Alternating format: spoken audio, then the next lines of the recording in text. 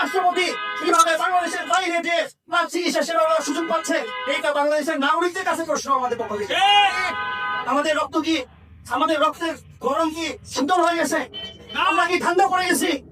বাংলাদেশের জনগণ কি 24 আগস্ট আর জুলাইয়ের কথা ভুলে গেছে? এই শাহবাগ চত্বর থেকে শুরু করে ভাঙ্গের পর্যন্ত যে লম্বা প্রায় 21 দিন পর্যন্ত কোন গাড়ি ঘোড়া চলতে পারে নাই, সেই রক্ত গরম করা নাগরিক নাকি বাংলাদেশে নাই? যদি বাংলাদেশে থাকে তাহলে আজকের এখান থেকে আবার দেখা হোক ফ্যাসিজমের কারণে আজকে যে হাম সহ সারা বাংলাদেশের মধ্যে স্বাস্থ্য ব্যবস্থার আকাল দেখা গেছে। সেইটার জন্য আসল যে অপরাধী, সে অপরাধীদেরকে তো আমরা কারাগারের মধ্যে রেখে সুচিকিৎসার ব্যবস্থা করেছি। ওই ফ্যাসিস্ট মন্ত্রীদেরকে এখন নিয়মিত চিকিৎসা চেক আপ করার জন্য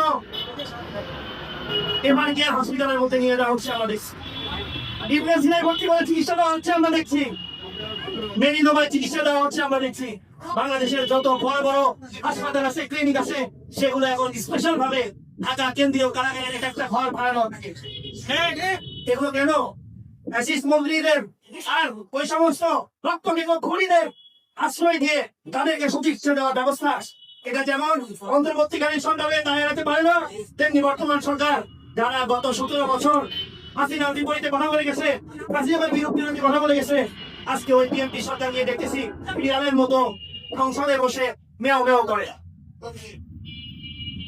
দেখেন বড় আফসোসের কথা যে এই দেশরক্ষী বেগম খালেদা জিয়ার জানাজা পুরা বাংলাদেশের মধ্যে না, দক্ষিণ এশিয়ার মধ্যে, বড় এশিয়ার মধ্যে এত বড় জানাজা সাধারণ মানুষের প্রাণ ভরা ভালোবাসার তার শিক্ষক ছিল। তার ছেলে জনাব তারেক রহমান বাংলাদেশের রাষ্ট্রপ্রধান প্রধানমন্ত্রী হওয়ার পরে